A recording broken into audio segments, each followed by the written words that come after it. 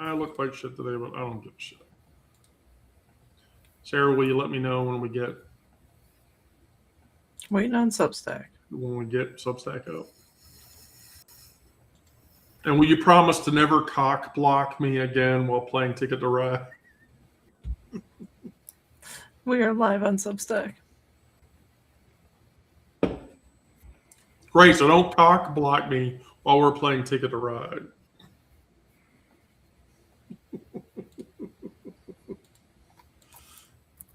That's a bad idea. Okay, let me get. Okay, cool. Wow, we only have one person on Substack. I'm shocked, completely shocked. We have 3 people on Streamplays. That's actually kind of cool. All right. Well, anyway, so we'll go right into it. We all read the news yesterday that Kristi Noem got fired from her position at the Department of Homeland Security. And I don't know about you guys, but I was really sort of fucking happy about that. I still sort of want her to get dragged out, over to a gravel pit and treated the way that she treated the puppy she had. But, I'm gonna keep my fucking mouth shut about that. So she got fired from that job, but yes, he's going to give her some other new position. I want your opinion. The defender of the American shield or something. Does that sound like I'm putting you in a box where you can't get into trouble? But here's the thing. I'm pretty sure that Mark Wayne Mullen is from Oklahoma. Mm-hmm. Yes. So Miranda, do you have an opinion about him? Because I want to hear it. Negative across the board. He's a Nepo baby who inherited the family plumbing business. And big time Christian nationalist, and all around trouble, tries to bully people. It's like he's traded one bad person for another. Well, yeah. Well, I mean, we knew that was going to happen. We knew that if he was ever going to fire Noem, whoever he replaced Noem with was going to suck as bad, if not worse. And they may be quieter or more behind the scenes as opposed to Noem, who was, in our face. Changing the figurehead doesn't change what the operation is. I think people need to remember that. Yeah, I agree. So on that point, then that leads into my introduction. Something is burning, and that's not a metaphor. I mean, the actual architecture of care, of record, and of legal protection of our bodies, like ours, is being fed into a machine that runs constant. And yet, despite this fact, here we are on a live session talking to people about these issues. Today we're talking about what it costs to insist on your own existence in a country that is actively trying to legislate us out. Although I found it funny, as I reported in the digest from this morning, that Trump said if a parent wants to give gender affirming care to a child, that's like a parent's choice. And then Margie whined about it and said, fuck you or whatever. And so he deleted it. And then put it back up without that line. Yeah, without that line. Right. So we're talking about what you do with that cost. Not how you make peace with it, because I'm not going to make peace with it. I don't know about Sarah and Onyx and Miranda. I don't I'm not suggesting that you should. I'm not going to. But what you do with it, that's the reason, and that's why we have the gathering and we sit down and talk about this shit 2 times a week. So the Vida Sackville West quote was, "I have a heart that insists on existing, even now, especially now." And do you know who she is, Vida, Miranda? Yeah, I do. Sorry, one of my eyes is watering.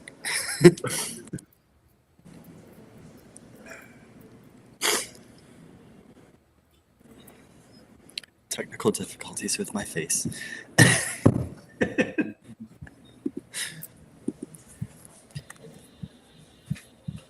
So as far as I've known, West was an English poet and a novelist in the early 20th century. Is that? Yeah, I think so. I'm not sure offhand. Yeah, she was openly bisexual, and this was before there was language to support that. And she had a castle garden that was one of the most beautiful gardens in England in the time. And why did she do that? Because she could. And so the talking points that we talk a lot about resistance as action, marching, organizing, calling your representatives, until your thumb goes numb from dialing the numbers on your phone. But what I think Vida is talking about in that statement is something that comes before that. The decision, which is made somewhere below conscious thought, to not stop doing what you're doing, not to contract, and to let the smallness that they are manufacturing for me, for either of you, become the size of our actual lives over the little capsule they're trying to shove us into. And so her garden, that was the thing that people in the UK knew her for. And a larger scope outside of that, while the world was grinding people like her, people like us, down to nothing, she didn't wait for the conditions to be right. She just did it. So that goes to the introspective question, which is, what is the one thing that you keep making and that you keep tending that the world gave you no permission to tend? From my perspective, that's the writing that I do every day. Yesterday, one of our publication readers, Elaine, had a profound loss. And so when I got up this morning, I talked to her yesterday, and I was like, "How are you feeling?" She's like, "I don't feel great. It sucks. I lost a presence in my life that I don't have anymore. And so that's hard." And so I told her, I said, "Well, can you send me some pictures so I can write a story about it? Because I'm pretty sure if I write a story about it, people are going to read it. And if they read it, I'm pretty sure they're going to cry as much as I'm pretty sure I'm going to cry while writing it." Well, sure enough, I did that this morning. And I bawled the entire fucking 35 minutes it took for me to write the goddamn story about Jingle. But I didn't get permission for that. I mean, I asked Elaine if it was okay. I was going to do it anyway. If she told me no, I would have much more toned it down than I would have for something else. But so from that perspective, then that makes me ask, what do you tend to that you don't need permission for?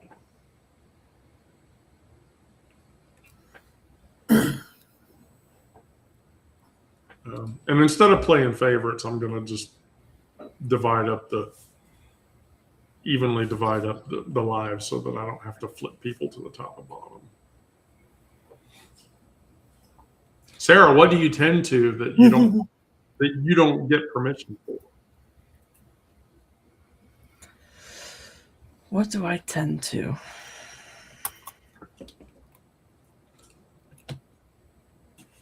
First thing that comes to mind is myself. Why? Why do I tend to myself, or why do I not have permission? Yeah, why do you need permit? First of all, this is yourself. Why the fuck do you need permission for that? Because it used to feel that way. Really? Yeah. Why did Yeah, that's relatable for sure. I mean, not having support feels like being denied permission, which is basically what I was facing with Joe, with any of the hobbies or anything that I wanted to do, like for self-fulfillment. And like, before my dad passed, yeah, he was supportive of all the things that I wanted to do, but it was from a selfish standpoint. He was supportive of things that benefited him directly. Gosh, of course. So now it's more of a focus of, all right, I'm letting go of the hobbies that don't actually fulfill me and focusing on the ones that do. And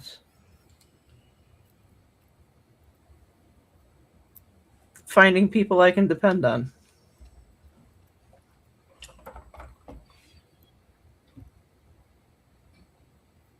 Who do you depend on? Well, that would be telling. Slick, Wendy. Nice try to slide that in.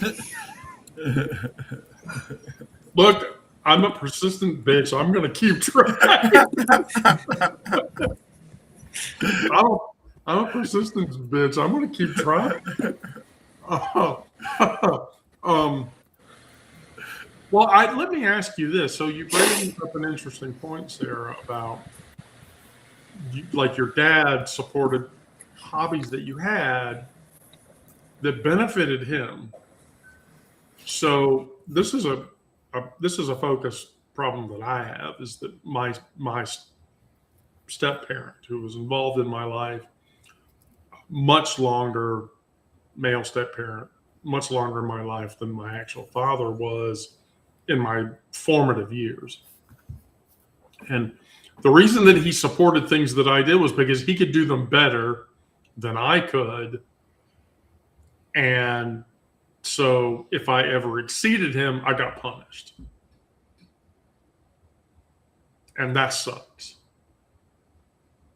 Did you experience that, Sarah? That's what I am asking. No. Okay. But why did they benefit him then? And in what way? It was the like material benefit. The muscle rub, the e-liquid, the wine, like any of the physical things that I make or made was a benefit to him, and that's why he supported it and encouraged me to continue. Right. Which, I mean, I get. So, Miranda, what are you tending to still that you don't need, that you got no permission to tend to do anyway? Motherhood. Ooh. Ooh, So, that one. that so sometimes I'll post recipes on social media, and I posted one a couple weeks ago that I used vegan queso as part of like my sauce building, Right. and this person came into the comments with like, if you were a real mom, you wouldn't feed your kids vegan queso. That's just selfish man behavior. Like, yeah, me having a food allergy is selfish man behavior. Um, but it's like, um, there are commenters like that, but there's also people who are in my family or whatever who cringe at the idea of me calling myself mom, and I do it anyway. Well, Also, you should do it. I mean, that's 100%. There's no, if I no, just do it. I mean, it doesn't harm anyone for you to do that. But people might be hurt by it, but it's bullshit for them to be hurt by it because you're just being yourself. Yeah, they get in their feels about me not meeting expectations that they have of who I am. But Yeah. Fuck expectations. Fuck expectations. All right, Onyx. I would say my access to emotions before transition, I did not allow myself to go there. So with transition, the access to my tears has allowed me to feel even deeper, to have more empathy, to be stronger than that. But when I was younger, I lived on an army base, and that was structured, and that was like, strict. My dad himself wasn't strict, but the structure was, and I couldn't breathe. I was suffocating. So when I moved to Atlanta, I was able to allow myself to breathe a little bit more. When I started transitioning, I fully breathed. And now my empathy level is really high, and I like that. As a result, I do shed a lot of tears. I am not embarrassed by that. Whereas I used to be, it used to be something hard. I didn't want to cry. I didn't want to show my feelings. And now I do. And that is something that I can never take for granted.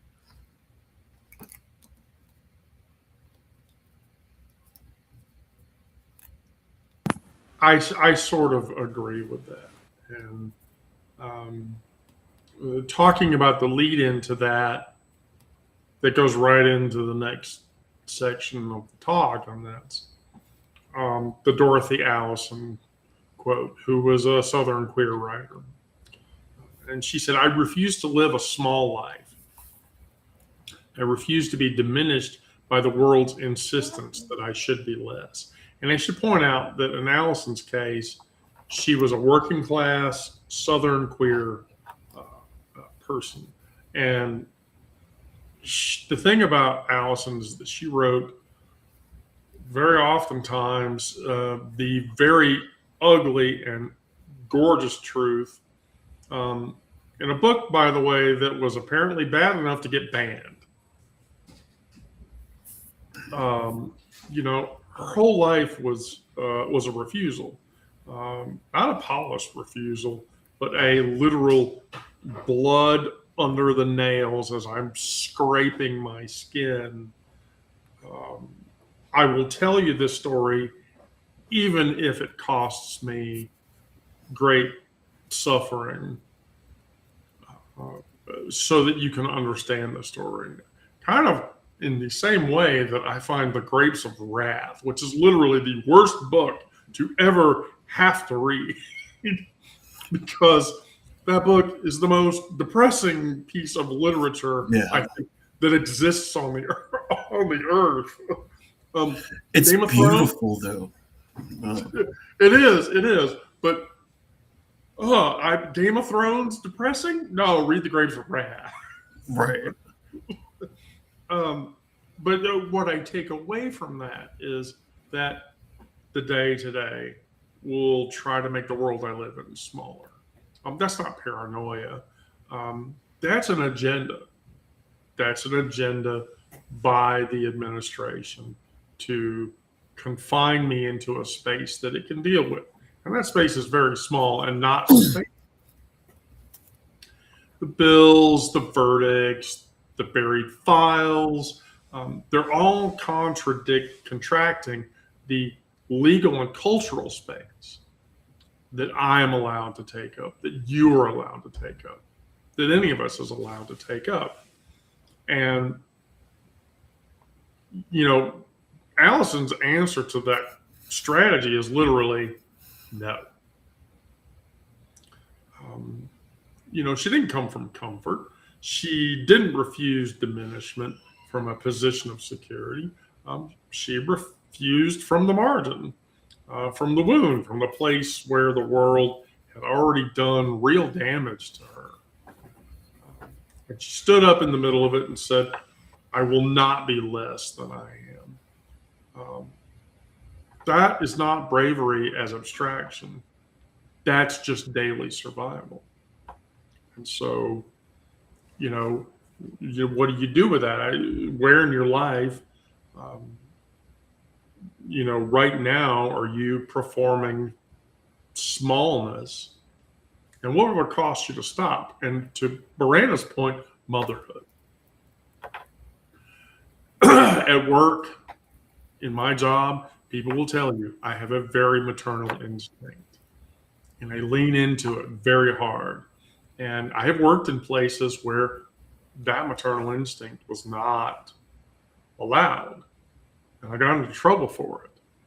But I work somewhere now where I lean into that maternal instinct and they love it. And so, when I go into my meetings and I talk about my guys, because all of my engineers are male or whatever, I talk about them very maternally. And my director loves that, and my counterpart loves it. And so when they come to me, oh, Wendy, I have this problem. Who do you think I should shepherd the task to, or whatever? That fills me up. And so, what should I do as a deliberate act? So the answer to that question is I should make the food that I make that's good. I should stay angry and specific about what's being done and who it's being done to, including myself. And the refusal to shrink, it's not always allowed. Sometimes it's so quiet, it's just like an ordinary Tuesday. But that's still a refusal. That's still a, oh gosh. Yeah, like quiet persistence is still presence and still bold, even if it's not loud. Right. So, Miranda, do you perform smallness where you shouldn't? I have a history of doing that in my family relationships, Right. with my my dad and my sister, and with my in-laws. In all of those cases, they have very specific ideas of like roles that people fit into, Right. and they've been successful in their roles, so they have trouble thinking outside of like thinking like of even the concept of different ways of living that aren't in those roles. Um, so I feel like that's something that I've gotten better at refusing their assignments, if you will. And yeah, but I mean, it's a process, right? And it's a bunch of small decisions, and there are still plenty of times where I do make a smaller choice than um, what I might like to do ideally. But I think being aware of that allows me to, um, just continue that process of growth into uh, myself and in the confidence of myself to um, not let them define me, but to really define myself. Right. I agree completely. Um, I agree completely and wholeheartedly. Onyx? Can I talk about my mental health? Because I mean, really, that's what I think. I'm small all day. I fight through the night. I wake up the next morning and I feel great that I made it through the night. I fight and I fight every fucking day. It's a pain. There are a lot of times that I just want to throw it all away. But still, I fight every day. Get up, thank Olodumare. Am appreciative that I can see the sun again, and try to make myself as necessary in the world as possible, by using my voice, by telling my story, by being a storyteller, whether it's oral or written. I feel like my voice, my story is something that needs to be heard, and it's not it's not a pretty story. It has a lot of rough edges and a lot of pain. But within that pain is also the satisfaction of knowing that I'm still here after years of that I'm still here. Well, we certainly need you to still be here. And we need you to continue resisting and continue fighting. I say that for myself as much as anyone else.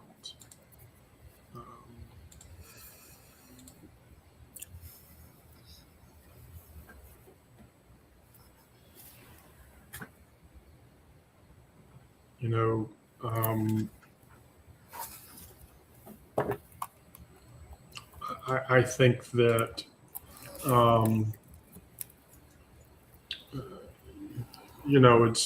it's hard. So, Sarah, what are you performing smallly that?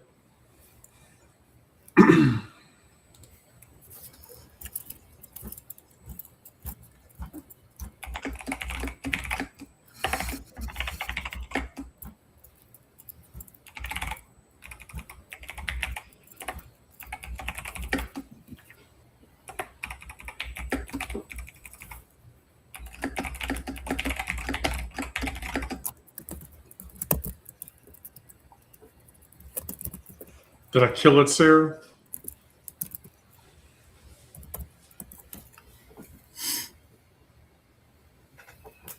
Sorry, I forgot I was muted.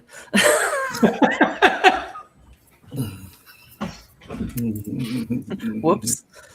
Now I'm over here talking and nobody can hear me. I think I'm keeping myself small around certain people. a lot of people that I work with, a good portion of my family. When my mom came back from visiting her brother, she was telling me about conversation, and it became very obvious that if he ever got any inkling of who I am, that there would no longer be any kind of communication there. Not that there really is anyhow, but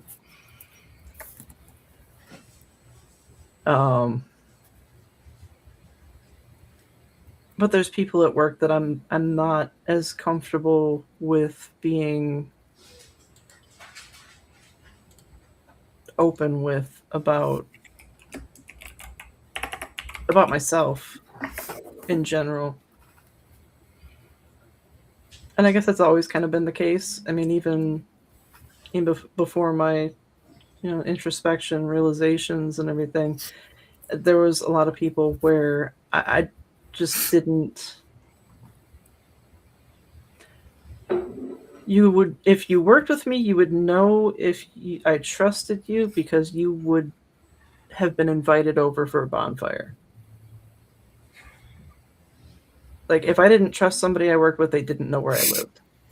I wouldn't accept a ride home. I wouldn't accept them offering to pick me up. They wouldn't be invited to anything, even though like we might have be socially close at work. It's about, trust. So I feel like I'm still kind of maintaining a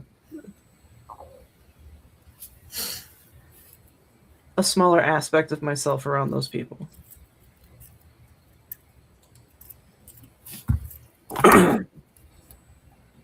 So this is what I would say to you, Sarah, as I would say to Onyx and to Miranda, although I'm going to say this more specifically to you and to Onyx in case. But Miranda, you have this too, and that's you are not the darkness that you endured. You're the light that refuses to go out. Dane Smith writes this from inside a body that has been targeted, politicized, grieved, legislative, and still Smith refuses to stay quiet. They're a person of color. They're a queer poet. And they work in a tradition that has always understood that the poem is not a decoration, which I doubt Miranda can argue with that point. I mean, it's documentation, it really is. Bearing witness. Yes, exactly. Oh, by the way, since we're talking about Donna Smith, y'all should read Dinosaurs in the Hood if you haven't before. It is one of the best poems of our generation. I'm not even exaggerating. Oh, I'm going to grab it right now. Dinosaurs in the Hood. Yeah. So you know about Dana Smith.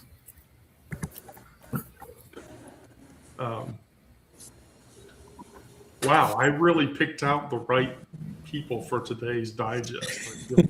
I feel amazing. So stop me if you disagree with anything that I'm about to say. Smith is not offering comfort.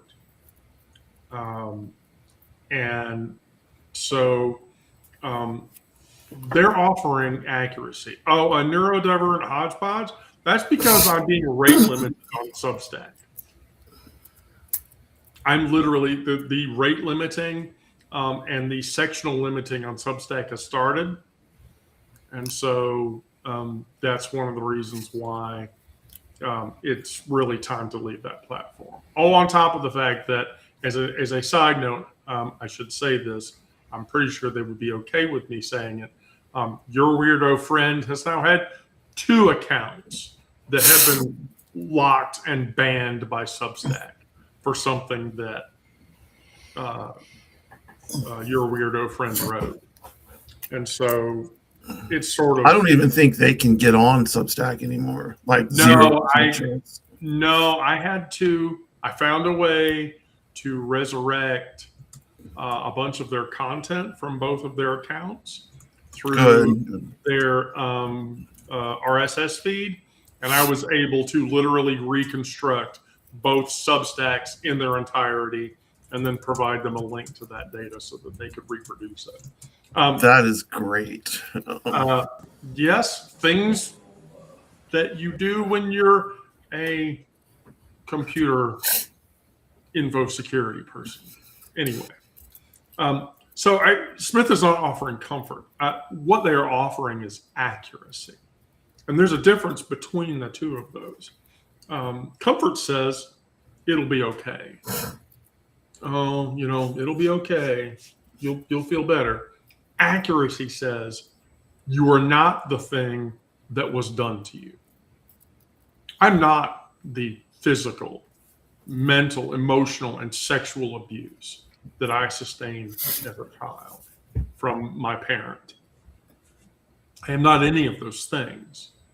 And that is a harder thing to hold on to. It requires you to separate yourself from the damage that you've sustained over time. Not to deny that damage, but to refuse to let it be what defines you. So you hold your own body like it matters. That's not a metaphor. You put your hand on your chest now if you need to. Your heart is there doing the work without being asked for what work it's doing. Your lungs are expanding and contracting in the dark. The body is already always enacting the refusal.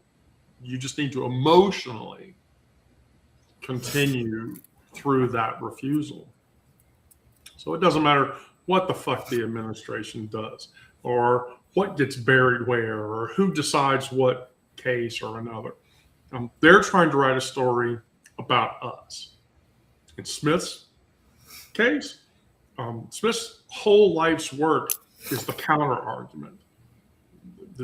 I am the author of the story about myself.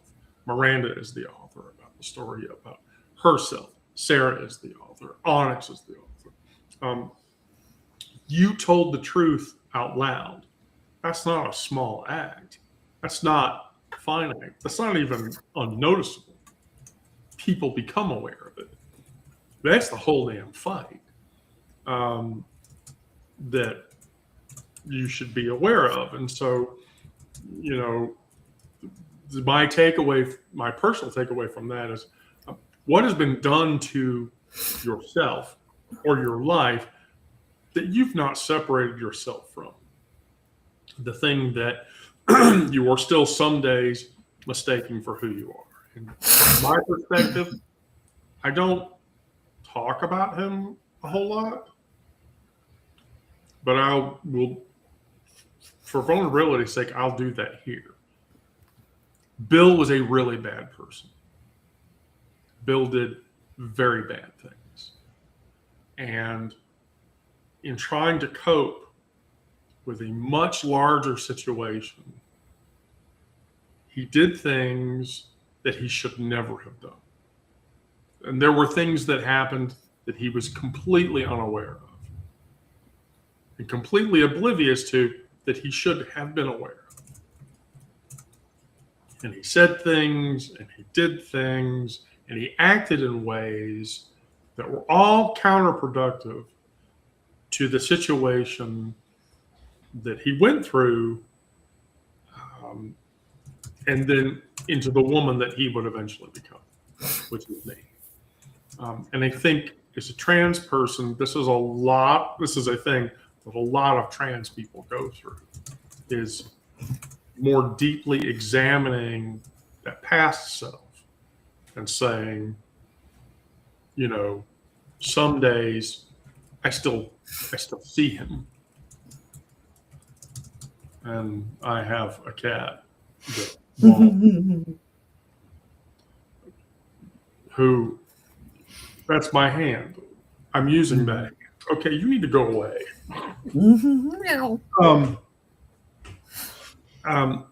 That's the thing that I that I see some days. And when I see that, one, it makes me very sad.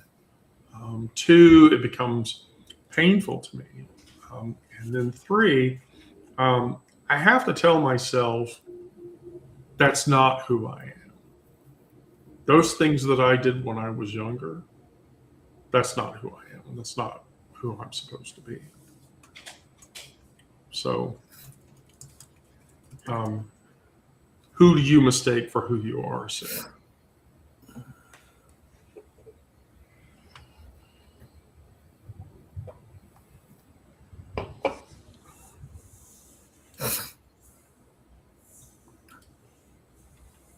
I don't really know.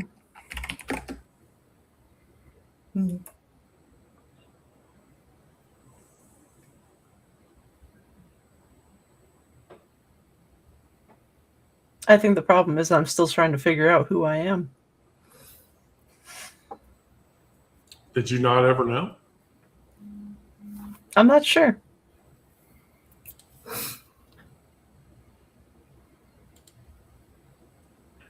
Why are you not sure?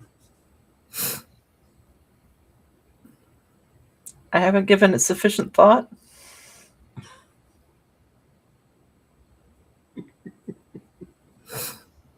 All right, we'll come back to you, Onyx.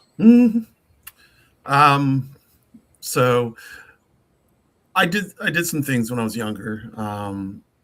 Some things that I don't remember. Under the influence, of course. And then some things happened to me.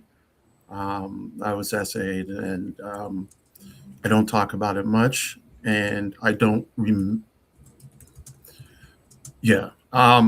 but it informs me and has, and it's probably time I get some help.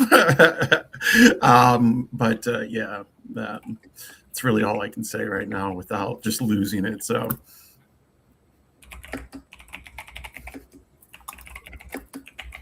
Miranda. Oh. Okay. Oh.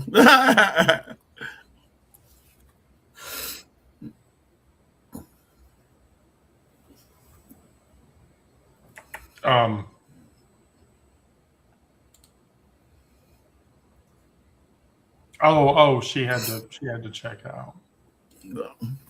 No, we lost Miranda. She had to go. Not a big deal though. Well, it is a big deal because that was getting to our crux conversation. But which is okay. Completely okay. Hey, neurodivergent hodgepodge, do you want to come on and talk with us? Hop on, Neuro D. Hop on. Yeah.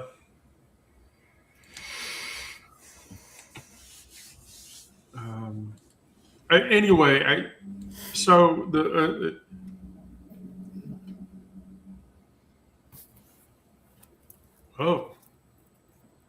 let's see what.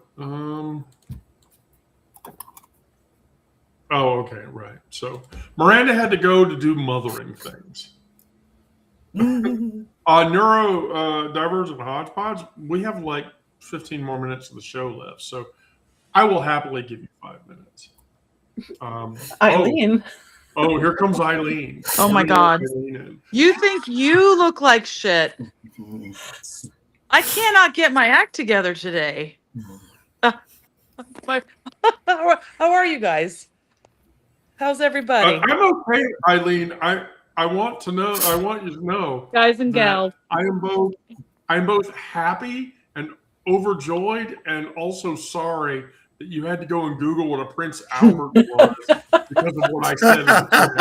Well, I feel like I'd come across it before and I was like, wait, what is that one? What is that again? I'm like, is that a sex move? Is it a toy? Oh, it's a piercing. Yeah.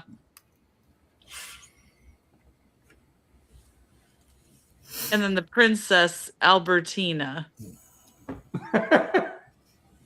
Anyway. I don't know what that is. Yeah, me either. Although I can Oh, imagine. it's the female Yeah. version. It's a And piercing because to the there's clit. yeah, and there's more than one way. There's always more than one way of doing things for everything. But the difference, the various folds and flaps and labia and la la and la la. So there you can really, go to town with the You can. Princess Albertina. Yeah. I've seen people who pierce their perianal region. You know, Ah, Yeah. that part can rip when you're giving birth. Ugh. Looking for my Here's glasses. the deal. I know a bunch of gay people who I knew a guy that was a regular over at Mary's who had his Oh, engagement and wedding ring Prince Alberted onto his body. what did I do? Turn your So camera off. here's the thing: anywhere where there's loose or excess skin can be pierced. right. If there's loose skin there, then you know. I mean, and not even loose, like cartilage and all parts of the Right. ear and Yes. holy. All right. Yeah. So what did I miss? Have y'all been?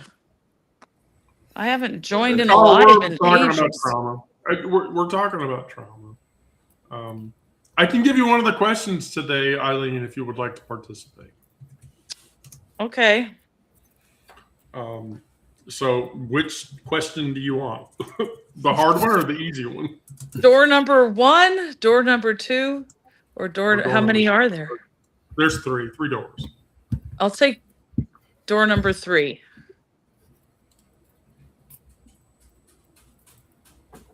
I don't know what they are. So.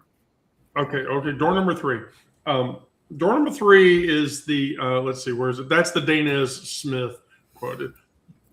You are not the darkness that you endured. You are the light that refuses to go out. And so that question becomes, Oh my. what do you do in your daily life that you haven't separated yourself from, that you still sometimes mistake for who you actually are? Wow, that's a heavy question. It is. Yeah, it is. It is very heavy. I don't even know how to answer that. I mean, I can tell you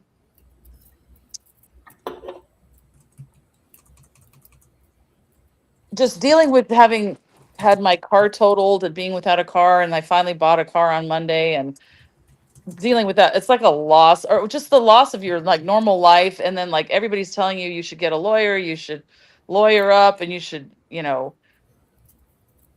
like get as much money as you can from the other insurance, and I'm just like, what am I supposed to do? I'm just trying to get a car and get my insurance, and that's going up, and then anyway, dealing with all that, I feel like I feel so unsettled. So in my life, what do I carry with me? There's a part of you, there's a part of all of us that we carry around. And there are times where we see that portion of us much later in life. So my answer to the question was, and I hate using his name, but Bill. And Bill is Right. right. We don't need to say who that is, but Right. But anyway, I see elements of him in myself now at times, and I have to convince myself that I'm not that person, because that person did really negative bullshit. Really negative shit that he should never have been. He should have been more socially, consciously, and mentally aware, and was not. Okay. Mine is kind of the reverse of that. I carry regrets of what I might have been, and I spent like an hour digging through crap in my closet, bookshelves. Okay, there's this auction coming up. And now I'm like I'm criticizing myself because I tell stories so convolutedly. I'm like, stay with me here, and people can't stay with me. And I've this one friend was like, "Were you ever diagnosed as ADD or ADHD?" I'm like, "I don't know. I was raised in the '70s. They said I was hyper." All right, so you could bid on like getting a flight lesson, or you can bid on an Arco Santi bell, or you could bid on this artwork. It's for this celebration of Arizona public schools tomorrow. And we get to dress up, and I haven't even figured out what dress I'm going to wear. And then, okay, anyway, so one of the auction items is a flight lesson. And before I was married, I mean, that's how I met my husband that I divorced, that I was married to for 25 years, was at the junior college, and they had a flight school. And so I was like, oh, I should dig out my old um, pilot log, what do you call it? My logbook. And I couldn't find it, and I was freaking out. I did find it eventually behind, like on a bookshelf behind, like really just tucked in. And then I was like, where's the back of my shirt that they cut out when I soloed?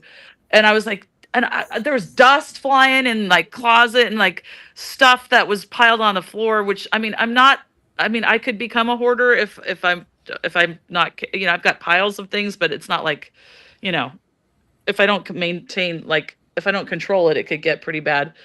I mean, there's like boxes of ceramics that my kids did that are still, anyway. So the trauma, I guess, what might have been is what I carry with me, and it bubbled up. And I was like reading through, I was looking at like the solo hours I had, and I was like, sometimes I carry with me what if I had only had support to continue, and maybe I would have been a pilot. And okay, and so then I wanted to be a pilot, maybe. I mean, I thought that'd be cool, but I met my husband and we were dating, and then like we got married, and then we focused on him getting his hours, then he put it on the back burner. Okay, long story short, I don't even know what I'm trying to say, but and I just grieved I was just crying because I went and saw that play with a bunch of friends from my UU church, Come From Away. And one of the characters is the American airline pilot, and it's a woman. Have you guys heard about this play? It's when the planes landed in Gander, 38 planes and 7,000 people. It landed at a town of 9,000 people, had 7,000 people land there on 9/11. All right. Anyway, so I carry like, do you guys even care about any of this? I feel like it doesn't even matter. Yeah, of course we care about it because Sarah's about to answer the question. Go for it, Sarah. What's the answer to the question? Oh, my answer to the question? Yes. It's not that I'm performing something that I used to be. It's based in regret for something I didn't get to do. So when I was in school, I was very much into doing all kinds of art, but there was no value in it to my family. So it wasn't something I was allowed to pursue after school, after I graduated. Like I wanted to go to an art college in Chicago, and nobody wanted to hear anything about it. Nobody wanted to help me to put together a portfolio or even apply. Wow. Yeah. So now, instead of dwelling on that regret, I'm making sure that because my child has very much the same interests as I do, they are halfway through art school already. Wow. That's cool. So I'm trying to make sure that I support them through their interests, and to make sure that they can make what they want to out of their passions. I think that is the intent that any parent would have for their child. I have that for my kids, all of my kids. I'm so thankful my daughter found a full-time job. My older daughter found a full-time job in Houston working for professional sports publications. So she's putting her innovation and design management degree from Oregon State University she got last summer to work. I mean, in an economy where we've lost 97,000 jobs or whatever it was last, I don't know what statistic that one is. The jobs report, didn't they lose 97,000 jobs in February? Something just came out in the news. So I was worried about her being able to, pursue. I mean, she'd love to do more creative, like advertising and marketing, but she's got to start out in the sales side of things. And the day before my car got totaled, and it was her boyfriend had flown out from Houston, long distance boyfriend. She had met him up at Oregon State University. He does like computer science and computer. I don't know what I'm saying. Something computery. Works for a shipping company. And as a computer person, I'm offended by the fact that you said. Oh God. Okay, I'm sorry. I apologize. I'm not supposed to say I'm sorry either. I have a friend who's like, "Stop saying I'm sorry. Stop saying I'm sorry." You're supposed to be. Oh, thank you for allowing me to be ignorant on terms that have to do with jobs that relate to.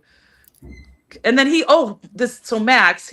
Maybe I shouldn't share, names publicly. What? Okay, without their consent. But so I was talking to my daughter and he was in the background and he was like, "Oh, I got a job offer to work for the FBI doing some kind of," and I'm like doing some kind of, oh God, what was it? I forget. I don't know. And I said, "Oh God, you don't want to work for this administration. You want to go work for a pedophile? Great. Have a good time. You'll probably be sitting in a dark room redacting files from the Epstein files." Oh my God, my brain is so scattered. So the day after she moved, she packed up her 2 cats, as much stuff she could fit in her Honda Accord.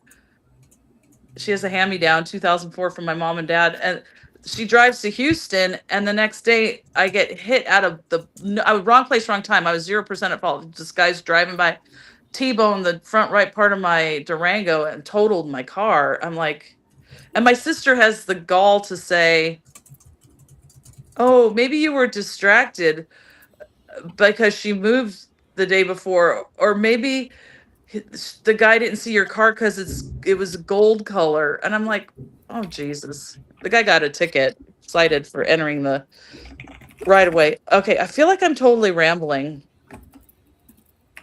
I don't feel like you're rambling. It's your expression.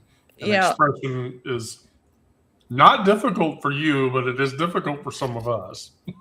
Eileen, there's something that I've noticed when you get a hold of a topic. It seems like you ramble, but then you come right back around to your point. There's a point. It's organic. Thank you, but people don't have the patience to stay with me. Oh, we're listening. Yeah, You do. You guys, you all. Sorry, I don't mean to say you guys. I apologize. You folks, you all, y'all, hang with me and stick with me. Yeah, thank you for that.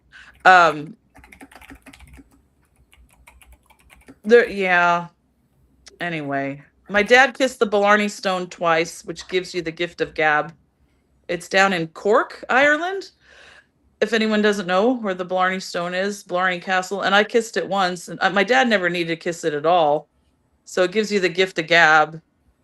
And you ask my dad one question, and he just, oh man, yeah, he goes here and there and everywhere and comes back around eventually. But I mean, not as much. It's hard to talk to dad now. He's 95. So but he can answer the phone still. And They get him in his wheelchair and he goes and plays bingo and does arts and crafts. And I anyway, hope I'm able to still answer the phone when I hit 95. I know. I hope yeah. I'm still here when I make it to 95. As a person who is as tall as I am, however, Oh. this is invariably probably not the case. Oh, I didn't know that. Taller people have shorter lifespans? They can, yes. Oh, well, as far as statistics go. And then I also wanted to just interject one other thing. I suffer from like, I feel like I have like imposter syndrome, like, because I'm cisgender, but like, I don't know. I don't know what I'm trying to say. That the constructs of a patriarchal society that compartmentalize our sexuality or what's accepted and what's not. And I see the gender fluidity side of things, and I had to laugh because wait, were you talking about, was it here? Oh, I think it was another one of the trauma lives, or the lives where everyone, we were talking about Trump saying, appreciating like that's a hot guy or whatever. Was that on one of your guys's? Yeah, we your talked folks? about it in a live Yeah. session. Yeah. A hot mic moment. He said, "Hot, handsome men." Yes. So you all were talking about that. Yeah. My assertion to that was, "Shit, do we have to claim him now? Because I'm not claiming that." Yeah, I think all of us agreed to not claim him. Right. And then I'm like, oh, I relate to that because like I can appreciate beauty.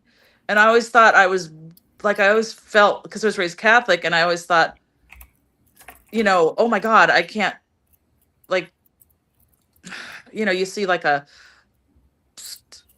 statue of female, rendition of the female body or whatever. And it's like, I always felt guilty because I appreciated that, Let's get into that Catholic guilt. Whew. Yeah, Catholic guilt. Yeah.